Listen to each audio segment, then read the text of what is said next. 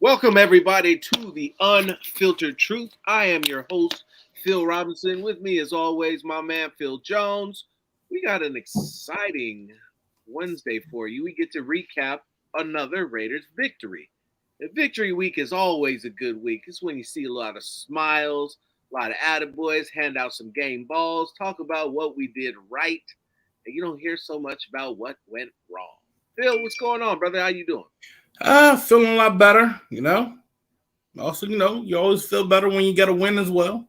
So, that being said, a few things we can dive into. And then we got old trip to New Orleans. Bayou. This should be a fun one. Halloween in New Orleans.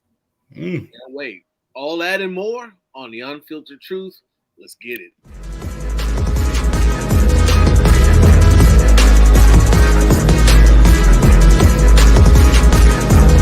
Set your face on fire. Let's get higher.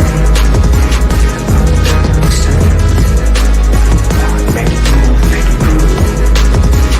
Make it move, make it groove.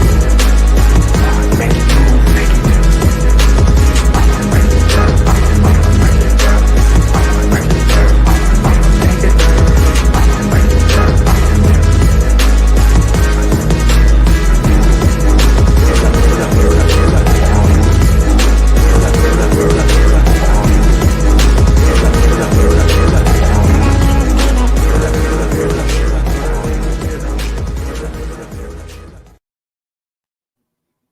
We're back. So let's get into this. So it is Wednesday. So you know what that means, Phil. What's that mean? Oh, that one guy that works with the Raiders that, he talks good things about the team, doing the goods and the bads, but, he keeps it 100 with you at all times. The Raiders digital reporter, Mr. Levi Edwards. Levi, what's happening, brother? How you doing? We're doing good, Phil. How you doing, man? Hey, we're coming off a victory, and that's all you can ask for. And for everybody who said that the Raiders were getting ready to get on a run, that's the first one. The first of many. What seems to be going on. What were some of your takeaways? Really, no surprises. I knew that the Raiders were going to try to run the ball a lot with Josh Jacobs against the Texans defense that struggled against the run this year, and so I wasn't necessarily surprised with the three touchdowns, 143 yards. Of course, Josh Jacobs has been doing that throughout the duration of the season. When he has gotten touches, he's done great things. Was not surprised by that by any means. I was also very happy to see Foster Morrow, my apologies, stepping up for Darren Waller while he was out. Darren Waller returned back to practice today with his little hamstring injury that he's kind of dealing with. With hamstring injuries, you got to be very careful because they can linger and they can become worse if you don't tend to it correctly. So I'm glad to see him back on the field. I think Foster Morrow's doing a good job of filling in as a pass catcher and a blocker. I think he's doing a good job in those blocking schemes to make sure Jacobs is getting, those extra few yards. Those were really my top takeaways. Of course, the defense, Damian Pierce, very difficult guy to take down. He's going to be a great player in this league for years to come, I believe. Just seeing it live in person, he's extraordinary. And to be able to limit him in the second half the way that the Raiders defense did, uh, the same way that they were able to limit Derrick Henry in the second half the way they did when they played the Titans. Very promising things that I noticed. No, absolutely. That so let's talk about that second half for a minute. Did you see them do anything different? I mean, you happened, or your vantage point at that point, you were in the booth. Did you see them do anything different in terms of scheme and the way they deployed anything, or was it just some good old fashioned commitments to tackling and responsibilities? Definitely the latter. Commitment to tackling responsibilities. I didn't really notice too much difference in philosophy on defense. That is, I think Patrick Graham just kind of told his guys to continue to stay disciplined. Do some things a little cleaner, commit a little bit more. On the offensive side of things, I noticed they kind of got a little more risky with what they were doing with the trick plays, obviously, and the trick plays kind of worked out to an advantage, especially on that pass to Mac Hollins to get the first down and take him into the red zone. So a couple of small things like that, and also just continuing to commit to the run. That's what I noticed in the second half.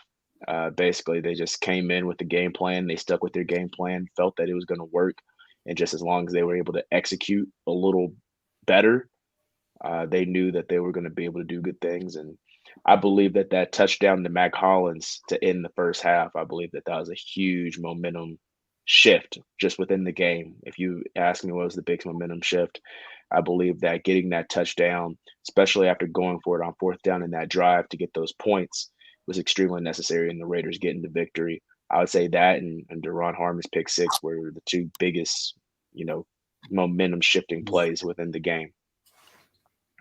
No, without a doubt. Yeah. Even those plays were huge. And Mac Collins, I mean, what more we say this almost every time we bring this guy's name up. I mean, you want to talk about somebody who seemed like he was a virtual unknown, and throughout the entire offseason, all we heard was how much we need a number two or somebody who's going to be opposite a Devontae, because we got these guys that we don't know nothing about, and Mac has been a blessing to this football team.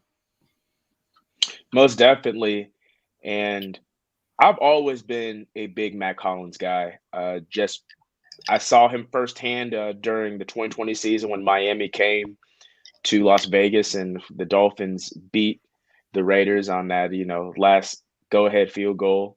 But Mac Hollins was the guy that caught the ball to get that key first down, and it was a really good catch. I thought he played really well in his last season in Miami as well, becoming a red zone threat. I've always liked Mac Hollins' game, even when he wasn't with the Raiders. And so when the team signed him, I thought it was a great signing, and I knew that it was going to go under the radar just because, of course, Chandler Jones and Devontae Adams, those guys were getting all the attention.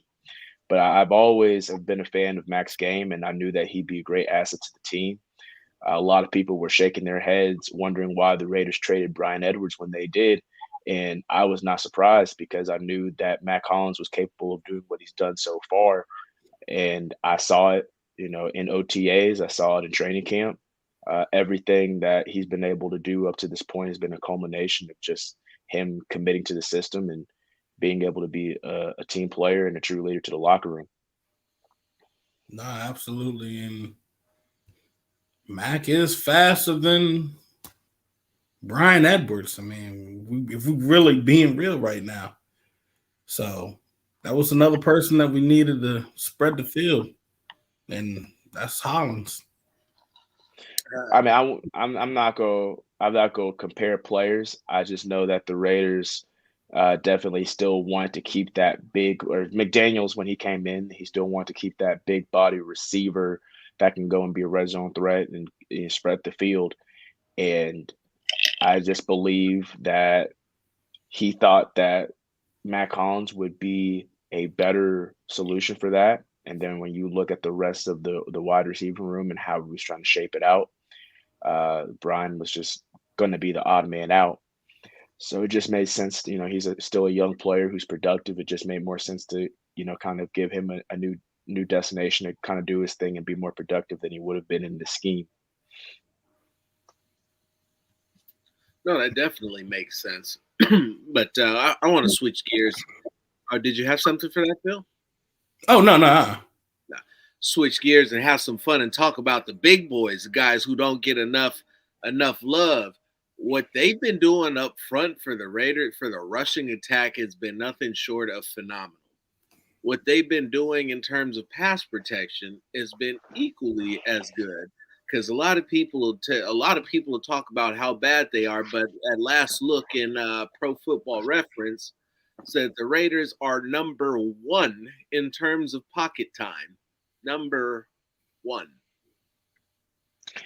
Well, ever since that first week against the Chargers, and I must say the Chargers defensive line, while extremely banged up now as the whole team, that first game, I mean, they have a stacked defensive line in this week one, and you got to work out kinks. So, of course, the offensive line struggled in that game. And since it's been a much cleaner, more effective way of going about things. And there's been a lot of, mini rotations and a lot of small things that have been done, a lot of moves that have been made to try to create this recipe. And really putting in Dylan Parham and Alex Bars at guards, it seems to have been the recipe to success so far, Yeah. just the way that the two have played, along with their continuing to get more snaps, even though he's not won the starting job yet. And Illuminor is still the starting right tackle. I honestly believe that Illuminor is enough to continue to keep that job. And as the veteran player, been in the league for a while, of course, he's going to, be crucial in key situations late in the game. So honestly, the way that the two rookies have played have been fabulous. The way that Bars have come in and stepped up and going from practice squad to being the starting guard with already having starting experience obviously has been crucial. And then Andre James is a guy that I do not think is getting nearly enough credit just in terms of being a upper echelon center in the NFL. I think he's probably the most underrated guy right now on the entire team, just the way that he's played. Uh, it's really just been great to see how the offensive line has been able to, work together and shout out and credit to Carmen Priscillo for getting those guys right, really coaching them up the right way. I know that he's really tough on his guys, and that's what a lot of the offensive linemen in the locker room will say is that Carmen's tough on you, but if you take the coaching, you'll get better, which is what seemingly happened so far. And you said that about Andre James, and like you said, I even after you saying that, I really don't think that can be stated enough.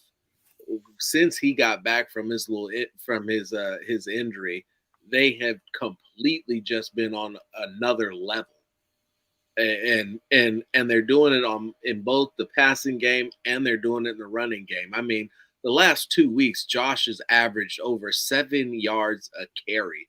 And we're not talking about on no 5 to 10 carries either. We're talking through 48 carries. He's averaging 7 yards a carry. That's some college stuff, man. Yeah. That is crazy. But when it comes down to it, something that's been really preached around the building whenever you talk about, the success of Josh Jacobs, and we can talk about the offensive line as well.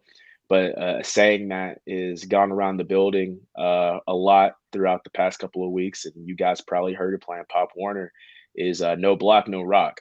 And so it's not just the offensive line that's responsible for making sure that the run is effective. You have to make sure that the tight ends are just as sold into what they're doing. You got to make sure that Jakob, the fullback, is just as sold into what he's doing. And, of course, you want to see Devontae and Mac and Hunter get loose and make catches and be sexy, but they got to block too, because their assignments are just as important in making sure that Jacobs does his thing on the outside as well. When you're doing those sweep plays that the Raiders have been running the past couple of weeks, things like of that nature, your receivers have to block if you want to make sure that Jacobs can run outside that tackle and kind of get some space. And so everyone is been fully responsible for the way Jacobs has been running. Jacobs included, obviously, because he's the guy getting the ball and he's the guy that has to make the cuts and find the holes. But it is 100% a 11-man group effort, Derek Carr included, in making sure that Jacobs has been successfully running the ball the way that he has. No, Yeah, without you're absolutely right. Paul Gutierrez had tweeted out a stat that was unfathomable to me, and that was that out of the 144 yards that Josh Jacobs had rushing, he had 113 before contact. Mm. I did see that. Damn, that's crazy because Josh Jacobs was leading the league in yards after contact before the bye week. So the fact that he had that many yards before contact, excuse me, that goes, holes, bro. Those were some pretty big holes. I remember at Josh Jacobs' post-game press conference, he said that this was the first time he can remember in a long time where he can go 4 to 5 yards on the carry without getting touched. So, yeah, he was running clean through the second level, not just the whole, the second level for most of the day. I know that you're up there on the top of the stadium and you're spotting the booth, but the watching the broadcast on TV was just like, man, he's not breaking stride. He's hitting the hole. He's going at least 10 yards before he's even getting touched. It was beautiful. No, I mean, I know a lot of guys, they don't like running, running plays on second downs, but I just love it when it's a second down play and Jacobs is going to get the ball and he's going to get you about 6 or 7 carries and then you go 6 or 7 yards and then, you got a 3rd and 2 and a 3rd and 1, and then you can do whatever you want with that defense on the 3rd and 1. You can do whatever you want with that defense on the 3rd and 2. You can run it right up the middle again. You can do a sneak. You can do another sweep. You can do play action and then catch them missing like they did with Devontae and the Chiefs. You could do a lot with a 3 and 1 or a 4 and 1. So the way that Josh Jacobs has been running the ball doesn't just only help him. It helps the whole team just in terms of schematically breaking down a defense. No, absolutely. Absolutely it does. And like you said about the blocking, I meant to say something about it that I just remembered. Did you see the block that Hunter threw? The one that Josh spun off him to score, where he came down to get the safety up the field and was the last block that was necessary to get picked up in order for Josh to score. I did not see that. I saw some blocks that Mac was throwing. And Mac was throwing some good blocks. I caught some of those. Now Mac's a big dude. Mac about 6'4", yeah, about 210, 220. He's a big dude. Big dude. He's a big dude for someone who claims he's never ate a vegetable. I don't know how you get that big without eating greens. I just don't get it. Somebody gotta call Cap. I was about to say somebody either he must be drinking them super green smoothies. Right? I don't know. Vitamin mixture that he's got. It's a holistic or something. I don't know. Yeah. But yeah, no, I mean Hunter, like I said, honestly, all of the receivers have been blocking fairly well throughout the past couple of games. And even Darren Waller in the win against the Broncos, he blocks pretty well. Just the commitment to making sure everybody's doing their job has been great. And it's funny because we all sit here and we're talking about these great things the Raiders are doing, and they're sitting at 2-4, but no one, for the majority of, I just would say the media or the majority of fan base, I feel like even with this 2-4 team, a lot of people just refuse to give up on the Raiders or just refuse to call them out. And there's just so many teams. Like if you saw a 2-4 team, you'd already be like, "Yo, let's tank. Let's go for that top 5 pick." But just the way that the Raiders have lost games this season and the amount of talent that they still have and the level of competition they still have yet to play, I believe that there's so many people, including myself, that's still just extremely confident that this team can make a run. So it's just very interesting. It's a very interesting team.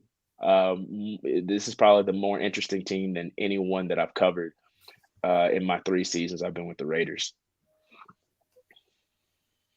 Without a doubt. Yeah. You got something for that, Phil? Man, no. I mean, shoot, this was a win, Everybody should feel good. Why are you not smiling? Smile down there.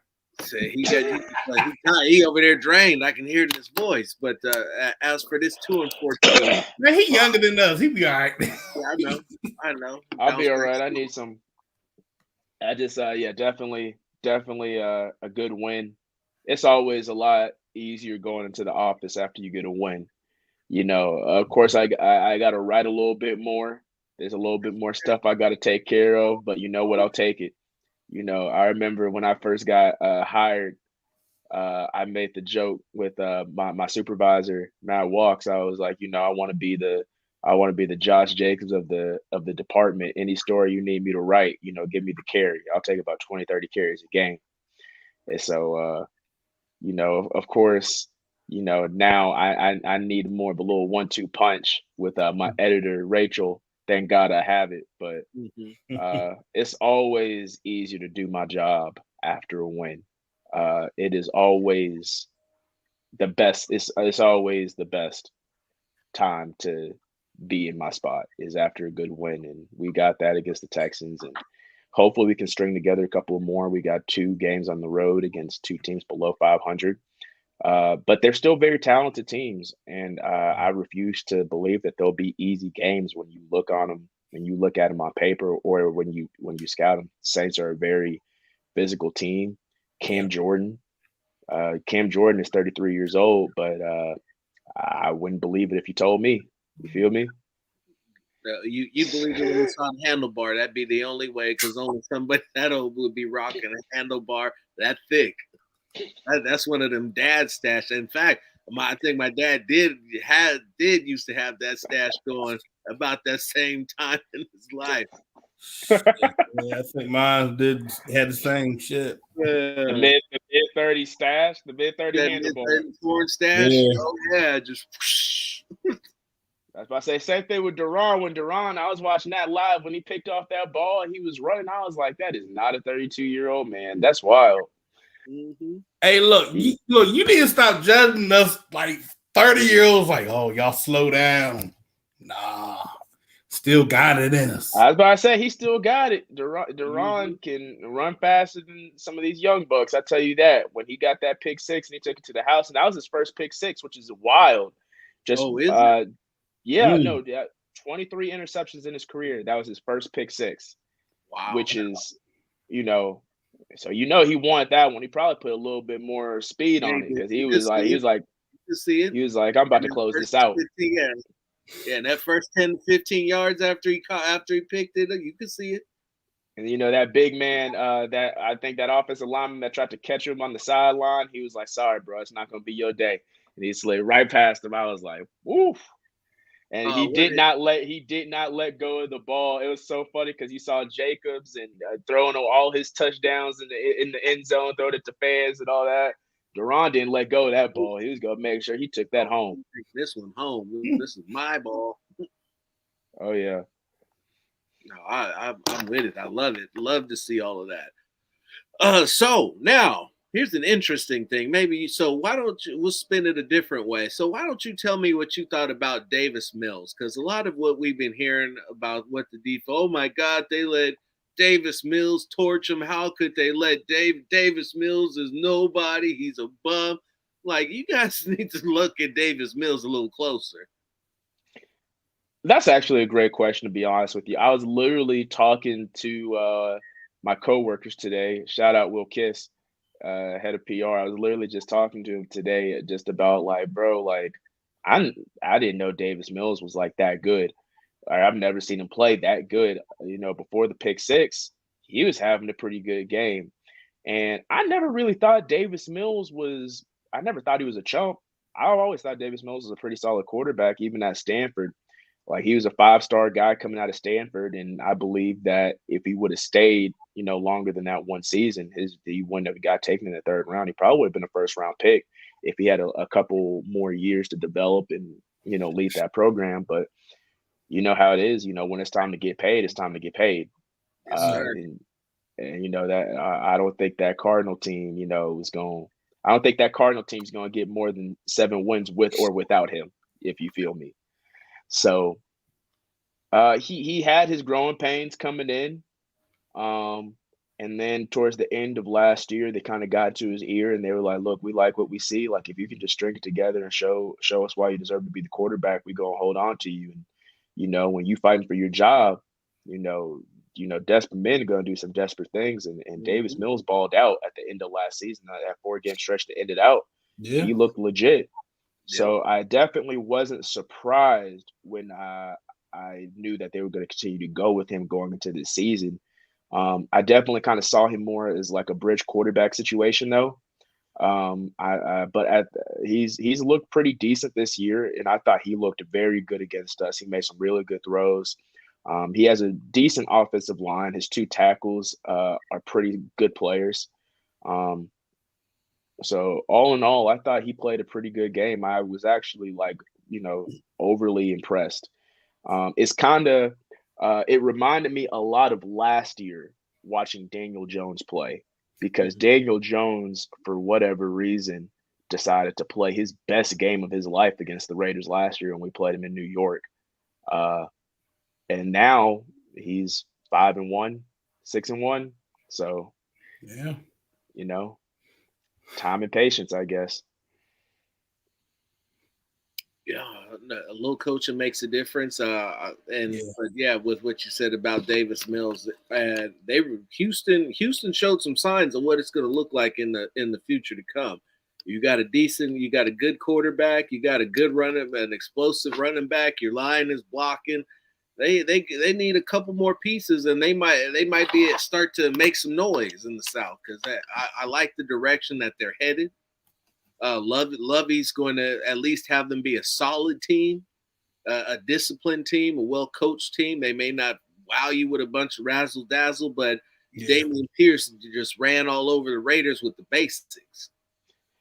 Guys like Damian Pierce also just make me wonder what's the draft value of a running back? You feel me?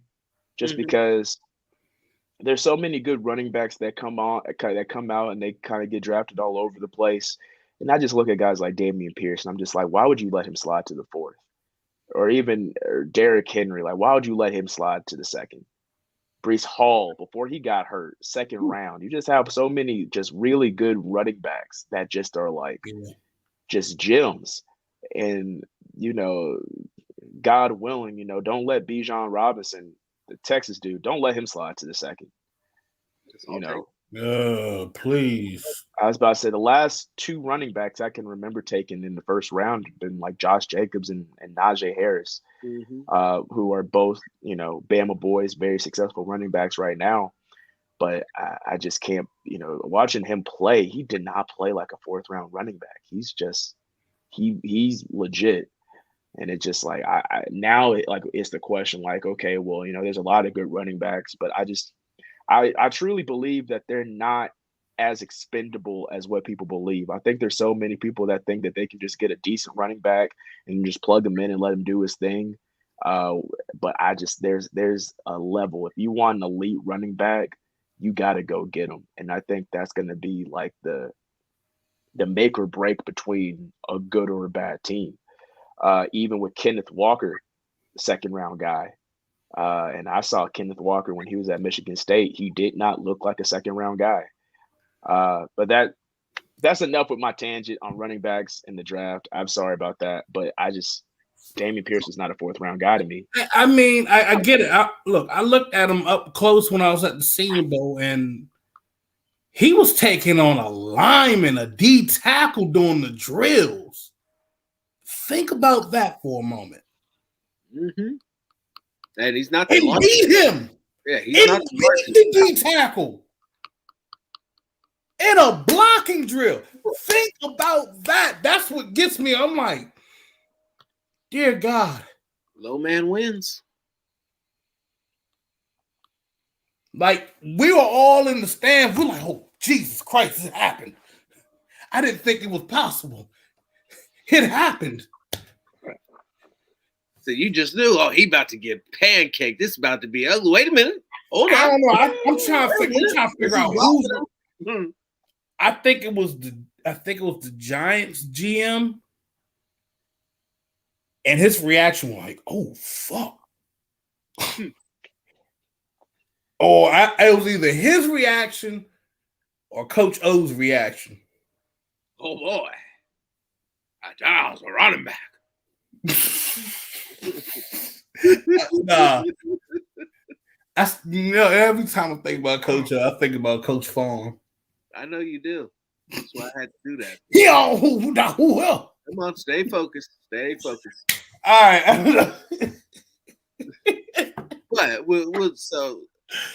But we got laughing a little bit, man. Starting Andy Dalton at quarterback. We have this matchup against it. We've talked about a lot of things, but the Saints are banged up so far, at least what the injury report states. They got a lot of receivers who are out. So far, it looks like Alvin Kamara, Taysom Hill are pretty much what they got going to be concerned about. Dalton is starting to look shaky, and that's putting it mildly. And I believe Jameis is a healthy scratch. They're still holding him out, but he is healthy now. Yeah, Jameis was a full participant at practice today.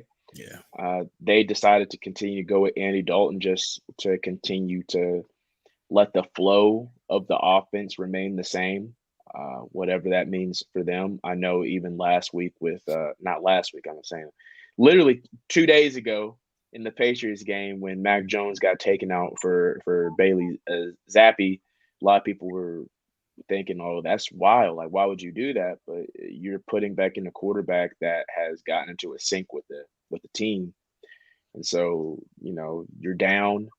You need to kind of bring something back to see where it is, and it was a very high risk, high reward situation. And then Zappy brought the team back, just for them to still eventually lose, but he provided a spark. Yeah. And I believe that the Saints right now are just in a place where they're starting to get into a flow, despite however people may think that Andy Dalton is playing. They're comfortable with him and they're starting to become more familiar with him.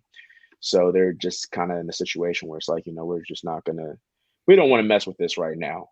They might go back to Jameis eventually, but I don't have to worry about them eventually. I have to worry about them this week and covering them. And so Andy Dalton, decent quarterback, obviously, has had a lot of success in the NFL when he was with the Bengals. I believe he was also a very sufficient backup when he was in Dallas as well. So he gets an opportunity, and I definitely do feel bad for Andy Dalton just because of the fact that two of his top three receivers on his team are hurt. But you have to play whoever's in front of you, and also I also like to pray for the Saints secondary without Marshawn Lattimore. Marshawn Lattimore, in my opinion, he is a top three cornerback, and he did not practice today. And obviously, the Raiders have been they stressed it a lot today and yesterday. They've been very vocal, like, look, we don't care who or who not will play. We're going to prepare as if they're going to have Michael Thomas. We're going to prepare like they have Landry, like they're going to have Lattimore, like they're going to have their other corner who's banged up right now. They're going to prepare for all three quarterbacks, including Taysom Hill, wherever they decide to put him. So the Raiders have been Graham, Lombardi, McDaniels. They've all stressed like, look, we're not going to get caught slacking. Okay, whether they play all their guys or none of their guys, we're going to be ready to play whoever steps on the field. And that's the mindset that you have to have as a coaching staff. You got to prepare for Dalton. You got to prepare for Winston if he comes in the game because they need to pick things up. You need to prepare for Taysom Hill whenever he comes in to play Wildcat, because the last time I remember, my very first home game that I covered for the Raiders was against the New Orleans Saints in 2020. And the two things that I remember about that game very vividly is Kamara being one of the greatest athletes I've seen to date, and also Taysom Hill being, the ultimate chess piece that they could just put wherever they wanted to. So those are going to be the two guys that you got to worry about above all else.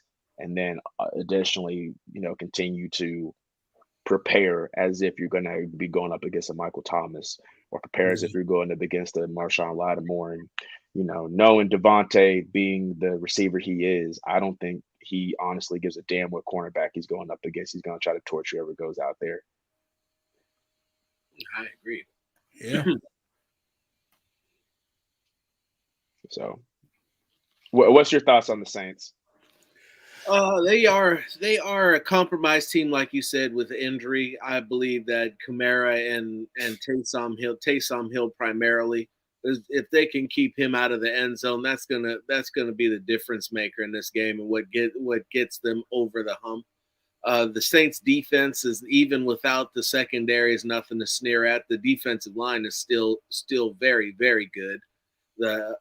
And the linebackers are solid as well. And so I just I think that they need to execute once again. Everything starts with execution for me and this particular team. They are capable of beating absolutely everyone, and they are also capable of losing to everyone as well. And the difference would be execution. I mean, yeah, just that, and you got Taysom Hill coming in. You got to take away the outside right off the get go, and I'd make him throw. Anytime you bring him out there, make him throw. That's going to be your best bet to deal with Taysom Hill. I'd feel most comfortable with him throwing the ball. Because I I've seen a few of his throws that he's iffy. mean, he could definitely throw the ball. Yeah, don't get me wrong. Yeah, He can throw but the ball, but when I'm thinking about Taysom Hill, I'm a lot more worried about his hands and his legs than his arm, yeah, that's why I for said sure. you take away the outside, you don't give him any running room. You make him feel uncomfortable if they bring him in. Uh, the one thing that's been catching my eye of the Saints, it's their tight end. The tight end's kind of similar to Waller. Used to play wide receiver back. I think it was what was it Cam Johnson? I've heard Played the name. played wide receiver back in college, and they got him at tight end. That's who I'm more worried about right now. Because Andy Dalton, it seemed like he was starting to build a rapport with him, and that's what we need to watch out for. That's been one thing we always have our struggles with tight ends still. So I prefer that we try to get that shut down, and while he's still on a hot hand, have him go flat.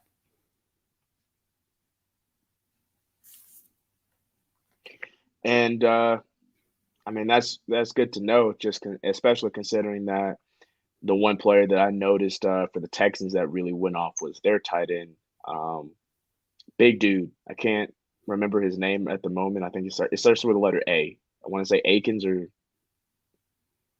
Yeah, you're right, Aiken. yeah, he went off. So definitely those big tight ends, you got to worry about them, especially with Nate Hobbs being out. And that's another thing is I will say this is Anthony Averett. I would say that I expect for him to be significantly better in this game against the Saints as well. You could see him out on the field, and there was a couple of times where he was still trying to adjust back to the game speed, being out for nearly a month. And so, not that he didn't play, not like he didn't play well. I just believe that he'll play a lot better moving forward, especially with the speed that he possesses. It's only a matter of time before he goes back to being who we all know he could truly be when the Raiders signed him. So definitely watch out for him as well. I believe I mean, who knows who will play?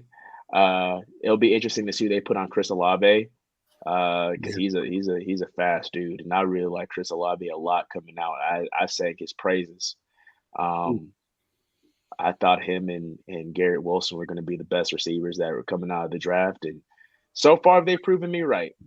So he is going to be a challenge for sure. So definitely that combo of Averett and Rock, those are going to be the two guys that you got to put on them, especially if Michael Thomas and Landry don't play. Mm-hmm. You're definitely going to have to put Rock on Olave in some one-on-one situations, and even I would say shadow him with a free safety. So it'll be interesting. Dynamic playmaker for sure. Yeah. I mean, overall, with the Raiders on that back end, it's just communicate. I feel like some of the scores that they've given up in a few of the games, it was some miscommunication errors going on. Even going back to that Chiefs game, they just need to get on the same page, and I think they'll be fine going forward. I mean, I'm not going to say that, we're going to come out and just just run up on some fools. But I mean, this defense is not bad. A lot of people try to make this defense to be what's the word I'm looking for? They try to make this defense look like they're that 2020 defense. No. And they're not. Not at all. Hell no. Not at all. You know, I hear folks talking. I'm like, but they're not looking at the fine print. They're not looking at the details of what's going on. And outside of that Chiefs game, they haven't allowed over 30 points a game this year. They haven't allowed over 25. Yeah. Yeah. So. And then you know, as we know, and it's official, Jonathan Hankins, he got traded to Dallas. You know, he got a draft pick out of that. They feel comfortable with going with their younger guys who they drafted, like Neil Farrell Jr. And that's something I've been banging on the table for. Like, I feel that he's the better option along with Butler to be out in that rotation going forward. Not only them two, or but, those two, let me use proper grammar. Even Cleveland Farrell as well. Finish my sentence. There you go. Because you know, we do get on this case a lot. Everybody say, "Oh man, oh this whole woe is me." But so far, when he's playing interior, it has been a solid job. And I'm going to be real here. What Patrick Graham had him do in that Chiefs game, line up against Kelsey out wide and jam him up at the line. Because I went back and looked closely at that game. That was a weak, excuse my French, bullshit call that the refs called on Farrell. And it was, without a doubt, it was weak. Farrell did a good job of keeping them contained. There's a lot of questionable calls in that game. Oh, I know. Both sides. I know, but that was one thing. It was like, I think it was a third down. That was a third down play. I was like, yes, somebody finally did what I've been looking for somebody to do for so long. And they did it. But then they got a flag on it. They succeeded. Penalty. They succeeded. Got to give them the first one. Now I would say that in the Kuntz holding on the field goal. Yeah. And you know what's funny? The same ref called that on Mac. Called it on two Buffalo players.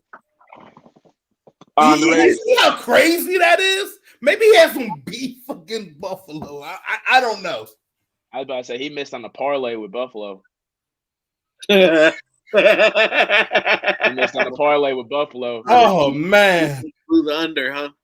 I was about to say he must have took the under on Miami, Ohio one game. I don't know, bro. Jeez. Oh, that's real. But, yeah, on the long run of things, even if you don't use Farrell in that kind of situation again, you still have a strategy right there on how you need to contain Travis Kelce. But what hurt us in that game was not jamming this fool at the line in the red zone. Well, Travis Kelce's stat line that game is just, I don't think you'll ever see it again because man had 25 yards and 4 touchdowns. Yeah. And literally the only way anybody will ever have a stat line like that is if you are a running back and they just decide to give you 4 carries for 4 yards at the 1 yard line in a game. The only person, I will say this, the only person, if you use them fully, you use them correctly, that could do that in the NFL currently right now, Will Dissly. The tight end from Seahawks? Yeah. Yeah. Like as a tight end or as a fullback? Tight end. Okay. Yeah. But I mean, the Raiders did look. The one thing that I was so worried about when we had you and Corey on that night, I was like, I'm worried about this little tight end sneak that they always running.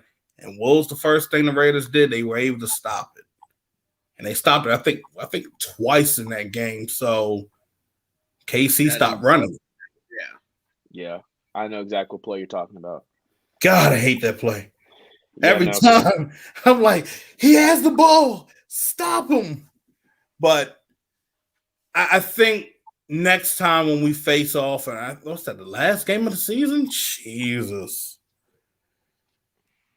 I think we actually come on top on that one, but that's a long way ahead. Long way ahead. Really just depends on the circumstances going into that game. But what we have in front of us right now, I think it's going to be a good matchup. It's not going to be easy. It's going to be a challenge, like you said, because the Saints can wake up, and they like to do that little voodoo down there in New Orleans. So I'm just saying, better bring some sage sticks, going and bless the team. Long extensive prayer. But it should be a good game this weekend. Definitely a good game. So who you dressing up for Halloween for during that game? I know you dressing up. Better question is, when are you getting out there? Can you leave earlier? So the team, I believe, is going out on Friday. I'm gonna sit out this trip. Got some stuff in Vegas I got to take care of. So It is what it is. But so yeah, I'm gonna be back in Vegas covering some stuff that we got back at the facility. We just stay tuned. But all in all, Vegas is still not a terrible place to be on Halloween either. He going trick or treating. That's what he doing. Hey, it's all good. Nah, I can't. I don't have it. We know you going trick or treating. Look, he gonna be out there with his pillowcase and his little ghost costume. Look, he gonna take one of the helmets from the he gonna take some equipment from the facility, and he gonna get a 52 jersey. No, I don't really know. I don't know what my costume will be, even if I have one. We'll see. See, the costume that I really want to get, I should have ordered about 2 months ago. So I know if I order it now, I won't get it in enough time. So I'm just gonna have to bank on that next year, in 2023. So this year, I want to know what it was. I'm not gonna tell you. Oh, come on. Because it's gonna be recycled. I'm gonna use it next year, and it's gonna be something that I've wanted to do forever. So, the only hint will be a ode to my favorite musician of all time. Anybody that knows me knows exactly who that is. You two probably don't, but that is the only hint I will give you. Dang, Clay, way to say we're not the homies. Damn. Right? Let me get a hint. Is it R&B? Is it? I believe I know who it is, actually. Is it rock? No, it's hip hop.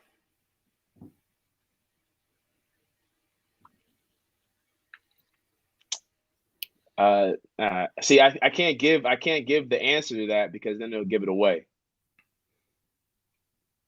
Well, no, I'm seeing in the comments. Phil, that is my favorite rapper, though. Rapper, but not no, artist. That is my favorite rapper, though. You are right on that. But no, that's not my GOAT. Okay. But are they old? Yes, they are old. Like we talking like 80s old? No, it's a Motown old. Oh, I mean, y'all both right. 80s and Motown. Otis Redding.